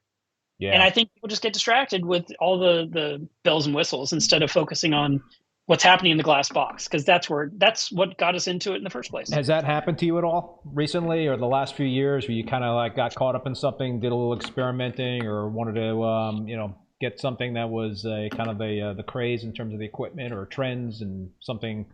I'm trying to. I mean, somebody might call me a liar and might say, "Ah, it's not true. You said such and such." But I can't think of much of anything that, was a crazy thing. I mean, my big fascination, like I always tell people to test your water. Tell them every week, test your water. I love the Smart Stir. It's a little $35 device. It has a magnetic bead in there. You put your drops and it just spins and mixes for you, so you don't have to shake the vial. I love that. And it's great. And having the automatic testing with the Trident, it's swell, but it's a subscription model. You have it, but you got to keep feeding it reagents. Yeah. If you're using a Clarisy or one of those rollers, you got to keep buying the toilet paper forever. I mean, it just became a new expense, but now you don't have to clean a filter sock. Yeah. So you kind of have to pick your battles of what you're willing to do. But I don't know. I mean, I'm trying to think of what I bought that I didn't need and got just swept up in. I can't think of anything, honestly. Maybe I did, and somebody might, say, "Oh yeah, you got this," and I'm like, "Yep, you're absolutely right. I forgot that." But I just kind of get the things I need. When I bought the Japanese pygmy angelfish, I was planning to put it in my reef, and it was a little tiny, adorable, less than a year old fish. And Eric Cohen said, "Are you sure you don't want to put that in a small tank with a piece of live rock and let it grow?" And I was like, absolutely not. But then I was looking at my MP60 and I thought, that might just chew that fish up and spit it out like that. And so I called the fish store, back to supporting your local fish store. And actually I walked in and I said, I'm a customer. I didn't want to get caught up in conversation and hang out and chat. I just went, I'm a customer. I want to buy a tank. What can you get me tomorrow that I can pick up? And he showed me a picture on his screen. He says, I can get you this. And I said, I'll be back tomorrow. And I bought the tank. And I bought the sand from him, and I bought a light. I got all the things from him. I spent $2,000 nice for my brand new fish. Yeah. And I set that tank up. That tank's been running now for over a year, and it's natural. And I ordered live rock. That I called the company in Florida, said I need live rock. It was great. Tampa Bay Saltwater, free. KP Aquatics. Huh? It was called Gulf Live Rock. Oh, okay. .com, I think is the name. Okay. And so I called him up, said, I need live rock. And he goes, oh, we'll give it to you. I'm like, no, I'm not asking for free rock. I'm asking you to find me some beautiful pieces and put them in a box today and ship them today because I want them tomorrow. And he was like, I'm at a game with my kid. I'm like, you're supposed to be at work. And so he called me back when he got back from the game. He says, Mark, I've got these 4 rocks. This is all I got. And I said, how much are they? And I said, I'll take them. And he shipped them that day. And the next day I picked up my tank. I came home and there was my rocks sitting on the door. And I immediately unpacked all my live rock covered in sponges and clams and cool stuff and starfish and things. And I love that little tank. It's a very simple tank. No sump, no skimmer, no dosing. It's just literally a power head, a heater, an air stone, and AI prime. And I do water changes on it occasionally. Do you do, so you take established tank water from your 400 to now? Just do just straight up water changes? That water's too gross. I can't do it to this poor fish. No, I give it brand new water. I mix it, I use Fritz salt and I have a big container of it. And I just steal 10 gallons at a time until the container's empty, basically, as I do the water change on the 27 gallon. And so I'll siphon the sand bed, because that is the only filtration that tank gets is the water change. Yeah. And really, I'm only doing them like once a month. So it's not even, it's not even frequent like some people. They're like daily, automated. I'm like, oh God. I'm lucky to do it every 6 or 8 weeks. I'm trying to be better and get to monthly, but I'm not doing well at that. Yeah. Yeah. And that's just the little tank. The big tank gets a water change someday. It's very rare. Oh, very, really? very rare. Really? Yeah. Yeah. Very rare. I try to I used to do like 10% weekly water changes for both of my systems, but now I'm like down to like 5% weekly water changes. I think, if you're doing trace element dosing with ICP testing, then you don't have to lean as heavily on the water changes, which is good. So, that's kind of like one of the things that I've changed up in terms of my methods over the years. I mean, what about you? Have you done anything else in terms of recently that you it's kind of like new for you? I mean, besides the ICP testing, anything that you've changed up in terms of methodology? No, I'm just the same guy I always am. Clean your equipment, clean the glass, make sure everything's running. I mean, that's all I ever do is look at those things. I'm still bad about water change. I mean, literally, I should be changing water like it's going out of style, because Fritz is my sponsor, and so I have unlimited salt. And yet I'm probably their best sponsor because they don't have to give me any because I never use it.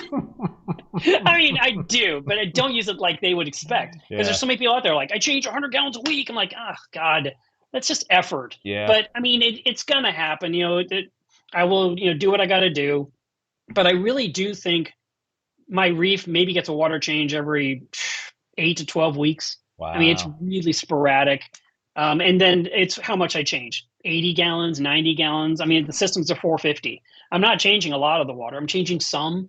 If I want to siphon the sump clean, so I'm pulling out every drop and I'm refilling. But then I'm like, wow, I still got water left over, so I didn't change that much, because I don't have like a graduation mark I'm not shooting for. I'm not doing the stuff that people do. I'm more about just feed the fish, clean the glass. Feed the fish, clean the glass. Make sure nothing's... This is funny. I'm in my living room. I'm watching TV yesterday, drinking my coffee, and I hear doink, doink, doink. Sounds like a drip. I'm like, a drip? What is that? And I go into the fish room and nothing's dripping, but I still hear doink, doink, doink. I mean, it's got to be a drip, right? Yeah. And I look at my Versa pump. I've been talking about Versa pumps for a while now. And I'm looking at it, and the sound is coming from that dosing pump that's just constantly turning. On the way they did the pump, they have a slide that slides. Do you use the Versa pump? Do you know what I'm talking about? Yeah, no, I don't. Okay, it's Ecotech. Yeah. And, I know that. Yep. So you slide the cover off, and then there's a tube that goes over 3 rollers. Yep. But then they have this plastic circle that you have to put in there that is like a spacer to keep the tubing where it belongs in the roller, so it won't come up the front. Yep. Well, that plastic circle was going like this against the door, going doink, doink, doink. That was the sound. I was like, why are you making this sound? You never make this sound. So I pulled the cover off and I shoved the tubing and I push it and I shove it back down and put it back. That's the kind of stuff I do with my tank. Just make sure it's operational. Yeah. I'm not trying to reinvent the wheel, or I'm going to go with a whole new type of return pump. I keep using stuff forever. Maintenance. So maintenance is key to your protocol, is what I'm gathering. Yeah. I'm really big on cleaning things. I like things clean. I like to take my vortex out, swap them out with clean ones, and soak the ones that are filthy. The wave, I'm sorry, not the wave. The Nero pumps that are in my frag system and in Caitlin's Reef, the 27-gallon. I'd like to take those apart and clean them every couple of weeks because they are the flow in the tank. And the top piece that's on that 27-gallon is a solid piece of polycarbonate, and it gets like a film on the bottom which blocks the light. So I take that off and scrub it clean and put it back so the tank doesn't have a weird brown opaque look to it. It's important that everything is clean because you can identify problems and you can catch things early. Well, I'll tell you, man, it's like I'm the same way. I'm big on maintenance, and I've got like this whole grid, like this maintenance grid, like in terms of like different weeks of the year when I'm supposed to be doing certain things, like every other week, do this, and every week do this, and what have you. So the only thing that I don't have on that chart, which I just finally eventually changed, was to clean the recirculating pump in my saltwater mixing vat, which is typically a Mag 9 pump, and I never frickin' clean that thing year in and year out. And sure enough, every year that thing craps out on me, and I have to end up buying like a new frickin' pump because I didn't do the maintenance on it. And you know what? Where did you buy it though? Did you buy it from a fish store or did you get it from Amazon? I believe Amazon. I didn't, no fish stores near me, so it's Amazon. Why? Different quality mag pumps you can buy? Well, what I was going to tell you, this happened to me. So my calcium reactor from Life Reef uses a Mag 5 or a Mag 7. I think it's a Mag 5. And the pump failed. So I went to Amazon to get one because I know that the fish store doesn't have it. Yeah. And when I went to the website, it says, "Oh, you've bought this before." Mm. And I was like, "Really?" And I was like, "When did I buy it?" Because the mag pump comes with a 5-year warranty. Really? So by seeing my previous purchase date, I literally had a receipt that I could show and say I need. Now, to be honest, I'm too lazy to actually proceed with the whole warranty thing. I just bought the pump to get it solved because I just need to get my calcium reactor running. Yeah. But technically, I could have got a free pump because of my receipt, because of my history, because they have such a long warranty.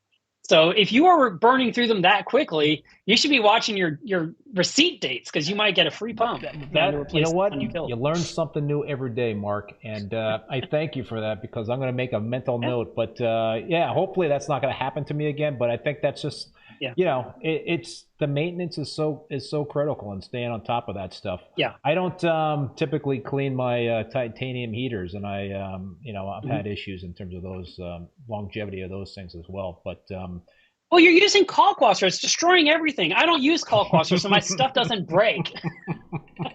No, I know. I clean my return pumps and all the pumps in the sump like every 3 months. I do like a thorough cleaning and all that stuff. So it's when that comes up on the chart in terms of maintenance, I kind of like have a big sigh because like, man, I don't want to have to do all those freaking return pump cleaning. Well, crap. I'm glad you're doing maintenance. I mean, that's important, and you're supposed to do those things. I clean my return pump about once a year. I've got the Abyss, and it's actually really hard to clean. It's not hard to remove. It's really hard to get the impeller out. Yeah. And I went to Macna. Go to Macna, y'all. I went to Macna and I said to him, "How do you get this impeller out?" And he gets out 2 huge screwdrivers and he puts them in and he goes like this. I'm like, I never would have known to do that. And I mean, I went to the manual. I was trying because I didn't want to break the impeller off of the titanium shaft. I wanted to extract it, but it's a giant magnet. And he just went, I was like, I never would have in a million years done that because I was sure I'd break it in half and then have no return pump, He goes, no, it's super strong. 10-year warranty. You're fine. I'm like, okay. 10-year warranty is great, except when it's down. Yeah. Then what do I do? Now I need a return pump this minute, not when you've resolved it in a week or 10 days or 2 weeks or whatever it is. Yeah. Reef. But no, good. I'm glad you're doing your maintenance. Yeah, you got to keep up the maintenance, man. That's important. Do you where do you put that information? Do you have it on a whiteboard? Is it in your Apex? In terms of when I need to do the maintenance, literally I've got like a spread. It's like a spreadsheet that I have, and then I print it out, and so I just have it in my sump room. So it's. You should share that. You should stick it on your channel as a screenshot. I think I've blogged about that, so I do nice. I do have a screenshot of that. But it's it's definitely saved me many times. Because others will see that and think I need to do that too. It's a good idea, Which folks. they should. It's a good idea because I mean, I can't remember in terms of like when things need to be done. I mean, there's no freaking way. There's just too many things to keep track of in my view. So when I'm mixing up a solution to clean pumps, like I use Pump Clean from Siche, and I will grab everything I have and put it in that solution, and I plug them all in. So I'll grab any pump I got and I drop it in Vortex, Skimmers pumps, water change pumps, anything I got that's a pump, I do that. And but certain ones you can't, like external pumps, they're a little bit more complicated to remove offline. How often have you like done that and then forgot like you know, a little part that's like in the bottom of the bucket that you forgot to put back in the pump? How often have you done that? That's happened to me a couple of times. I'm panicked. I'm like, oh crap, I broke my pump. And then I finally look at the bucket. I was like, there's a part in there that needs to be in my pump. But I did have something funny happen that, you know, we all learned, like you said, thing to learn. You know, I used to use a big 33-gallon trash can. I'd fill it up with water, and I'd pour in a gallon of muriatic acid because I just want to clean it. And I would grab my Durso standpipes and drop them in. I'd grab the lock line and drop them in. I'd drop pumps in there. I mean, I was going to burn it all with acid. It was all covered in Aptasia, and I was like, the Aptasia will die in this acid. I'm really happy with this. But I'm looking in there, and the Aptasia are completely happy in this freshwater bath. I'm like, why are you alive?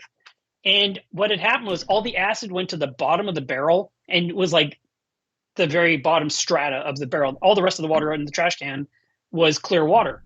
So the Durso didn't get clean. Nothing, you know, died on it like I wanted to. But all the lock line sitting in pure acid cracked to where the knuckles all fell apart. And I'd lost all my lock line. I was like, and I had to go to the fish store and buy all new lock line. So I had to, you know, make sure to stir it and mix it all up. And I think that's something that can happen. But I'm always making sure I'm finding all my parts when I'm done. I'm scrubbing everything. I really, like when I take a skimmer apart, I take it completely apart. I clean every screw.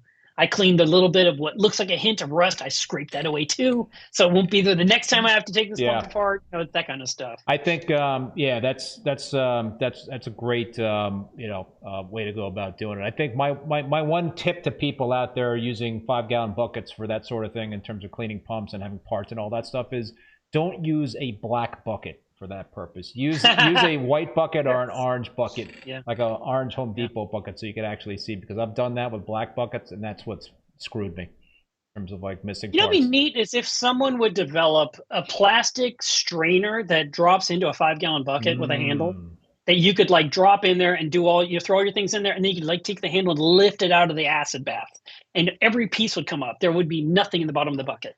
That would be cool. That would be cool. Reefer Boy was asking if any of us, you and I, are going to be at Aquaculture this weekend, and I said that you would be. Yes. It looks like Reefer Boy is with Hannah, so he'd love to meet you. So he's asking if you could stop by the Hannah booth. That would sure. That would be cool. So, dude, man, listen, I don't want to take any more of your time. Any parting words? But there's more questions. You got to go for like 3 more hours. You can't just end this. I can't keep up with your 24-hour marathons there, dude. I mean, it's only once a year. It's only once a year. I guess my question to you was: is there any other parting words of wisdom? We've talked about how important it is for testing, the tank, and we've been talking about maintenance. What else, Mark, would you make in terms of recommendations for people? You should definitely go to Macna. Yeah, right, Macna. Yeah. Yeah, I mean, that's it. There's lots of little tips that you can learn from these shows, that people can benefit from, and you say things, I say things, like, simple things like calibrating your measuring devices, calibrating your dosing pumps. So they're literally putting in the right amount of liquid that you asked. If you want to put in 100 milliliters, you should make sure it's actually putting in 100. Yeah. And it's not putting in 40. And then your tank's going to crap. And you're like, why is my tank going to crap? I'm putting in 100 milliliters. Like, no, you're not, because you haven't calibrated that. Did you leave your fish food out on the counter overnight and you're still putting in the tank and the fish are getting sick and you're wondering why? Because the food's bad. Yeah. These are the things we want to be careful. If you're not going to eat it yourself, like if you left something out on the counter overnight that came out of your freezer, would you eat it? No. You'd be like, well, I don't want to waste this. Like, it's your fault. And you know what? You throw it away, you'll actually learn from that lesson. Yeah. You won't do it twice, So I don't know. I mean, I have all kinds of little nuggets of wisdom that I try to share as much as possible, and they just pop in my head and they fall out as quick as I think of them. Santana Reef mentioned Coral Magazine, so that's also a good tip. Buy Coral Magazine. Yes, yes. Get a subscription to Coral Magazine. You should do that. That's important.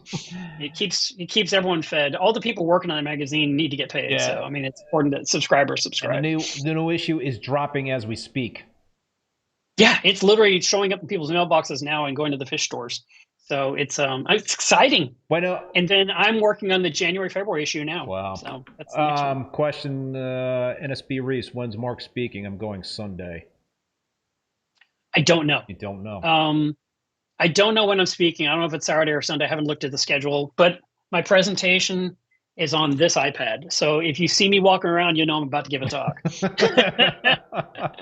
I'm actually recording a podcast with Polar Reef on Friday evening. I'm going to ACI Aquaculture Friday day because I want to see their facility. I've only read about it in Coral. Oh, you've never seen Chris's place? No, I haven't been to Chris's place yet. Awesome, man. You know, I'm going home Monday, so who knows? I might grab a box, or I might say these are things I want. Ship them to me on Monday, you know, and I'll get them on Tuesday. I mean, technically, I could take them on the plane, but it's just shipping simpler, you know, just not have to think about it. So I might want to bring them some corals too to restock some of their stuff they lost. I just sent Chris some frags. Yeah. So it's always nice in terms of reefers code to be able to do a little swapping back and forth like that. But I've been there a couple of times, man. It's like you're gonna enjoy yourself. It is a treat to visit. No, I'm looking forward. There's a lot of places I've not been to in Florida. I've never been to Worldwide Corals. Yeah, Everyone's gone. I've never gone. Me neither. I mean, I went to Disney World for the first time in my life because of Mac, and whenever that was, 2016, 2017, whenever it was. And I'd never been to it. So that was a fun experience. I went for 3 days to 3 of the different parks. But I usually go for the knowledge. I go to MACNA to learn. And if I get to do anything else on the side, that's swell, but I don't count on it. You know, I just, I mean, I'm there for the event. I'm there to learn. I'm there to see my friends. All right, we've got a random plumbing question from Great Bearded Reef. Paul's asking, would you all use threaded gate valve and threaded unions versus slip and slip? I was thinking going threaded, so if I had to remove something, I won't have to buy those fittings again. What do you think? For bulkhead? This is for a gate valve and unions, so not necessarily a bulkhead. I mean, yeah, but I wonder what he's putting it around. He's putting it around a pump, obviously. Yeah. You know what? I actually, my answer is both. I actually will buy one of each, and I will crisscross the parts. So half of it's slip and half of it's thread, and the threaded part can screw onto the pump, and then it's slip for the plumbing, and then I have the other half because I've crisscrossed them, and I can use it on the other end. And it's worked out. There's a lot of times where you actually need half thread, half slip. Yeah. So it's actually nice to have that. Plumbing, you could really kind of get into the weeds there in terms of the PVC plumbing and hard plumbing, with sump to a fish tank. And I've done some pretty wacky things over the years in that regard. Yeah. So there's, it gets pretty complicated. And okay, so one more thing, Yeah. since we're talking about that. The ball valve, and he also mentioned unions, right? Yeah. Unions are something you need to be able to unscrew one day. So I always tell people when you're putting it together, put silicone grease on the threads of the union. So that way when you have to loosen it, it will unscrew. Because if you don't put it on there, you're going to be struggling so hard. Yeah. So anytime you take apart a union, put silicone grease on it. If you've had it 10 years and you removed it, put a fresh batch on there. With threaded fittings, especially in ball valves and unions, I like to use Teflon paste and Teflon tape. Yeah. I like to get a good seal. Yeah. And that way I don't have to worry about it. But you realize if you over tighten stuff, you can crack unions. You can crack ball valves because the threads are tapered. And so as you're going in, you're spreading the plastic harder and harder. And you're just like, I want it to be tight. I don't want it to drip. And you're like, and now you got to crack. Well, it's going to do a lot more than drip. So you want to have it snug. It's got to be a firm grip, but it shouldn't be put on with like Hulk hands. It should just be something you can unscrew one day. Yeah, I mean, I kind of like learn the hard way in terms of, I always used to use like just straight up unions whenever I, wanted to have like a union in my my plumbing. But now I'm doing like the gated union. So, you've got the ball valve with the combo union. I know those are a lot pricier in terms of just a basic, you know, Schedule 40 PVC union, but I think it's invaluable to be able to have that because you can replace that gate valve if you need to. Yeah. It's easier because it's threaded. But and I'm also a big proponent of the gate valves that have an orange handle. Yes. That brand is John Fisher. Yeah. Where the Home Depot one is red, the Lowe's one is blue. Oh, they're the worst. Those are really hard to turn. I've had to. I just spent a lot of hours this past summer replacing all of my cheapo Home Depot red-handled and blue-handled, you know, white PVC ball valves because they just stopped. They froze up on me. Broke. But gate valves are another one of those ones where they matter, and you should keep them. There was a thing Sanjay said many years ago. He says you should exercise your ball valves, and you actually should exercise your gate valves too. If you never adjust them, you should do it once in a while. Just totally crank them down, totally crank them open. Yes, it might break, but you've got to do it because the day you need to do it, if you can't budget, that's a problem. So you kind of have to let these things work a little bit. I've got some of those in my systems that I know are not coming apart. They're brittle. They're not coming apart. I would never. Great Beard Reef says 1-inch spears right now are $53. Yeah, you know, it's pricey. But it's awful. Now and plus if they're like slip and you screw up, that's a pricey you know, mistake. But I never give up on those. I'll sit there and I will carve into that PVC to create a groove so I can pry out what's left so I can re-glue a new one because I don't want to throw it all away. I know there's probably a plumbing tool that will bore it out perfectly, but I don't own that tool. Here's a trick for you, man. I put out a YouTube video years ago. It was like one of my first videos that I put out, and it was basically how to save a PVC fitting, you know, like a union or a ball valve or something like that's pricey. You know, let's say you screwed up. It slipped, you glued it in, and it was the wrong thing that you glued in. You know, you had to like change it up. You had to cut it out, right? And so if you cut that part out that's glued in, you got to pretty much you're tossing that gate valve or union, whatever it is. But I saw somebody else do this on YouTube. Basically, they took like one of those steel hole saws that fit inside of that PVC pipe that was inside of that you know, union or gate valve or whatever like that, and you pretty much what you do is you heat it with a blowtorch, propane little thing, and you stick that red hot hole saw into the PVC pipe. It melts it, and then you just easily slip out the PVC. No, really? Yeah. Oh, that's so cool. Check out, I did a video on that years ago, and it's probably like my most popular video I've ever done because it's not just reef keepers that have found it. Yeah. That's neat. I might have to try that one day. It can save you a lot of bucks if you screw up with the plumbing on an expensive you know, spears valve or union or whatever like that. So little tricks of the trade. Little tricks of the trade. I like that. Oh, this is a nice comment. Mitch McClintock, excellent talk. If I could sum up Mr. Levenson up in one word, it's mentor. His enthusiasm for teaching new hobbyists is simply fantastic, and it's sound information. Thanks. Yeah, well, that was nice. That's a good note to end it on there, Mark. And I guess I owe that guy $1, right? And I want to commend you for actually that was really nice. Wearing that squid hat for the entire live stream, man. It's hot in here, man. hotter than the Marna. I should. You know what? It's not that bad. But you know what I could do? I could wear it while I walk my dog around the block next. You know, that would be. It's Halloween. No one would even judge me, and I get blinking lights out there in the darkness. Do you get any trick or treaters knocking on the door? No. You know what? I have my doorbell turned off, so I don't know if anyone did try or not. Oh. But I wasn't here. There was no way I could answer it. To be honest, I don't like to share candy. I'm a hoarder. It's mine. I paid for it. It's mine, and it's my Halloween. And I get the big adult-sized candy bars too because you know it's me. Nice. Well, all right, dude. Well, listen, Mark. I want to thank you for spending the time with us on Halloween. It was a lot of fun. Always learn a lot from you. Make sure you check out Mark's YouTube channel, Melev's Reef, as well as his Instagram and his website, melevsreef.com.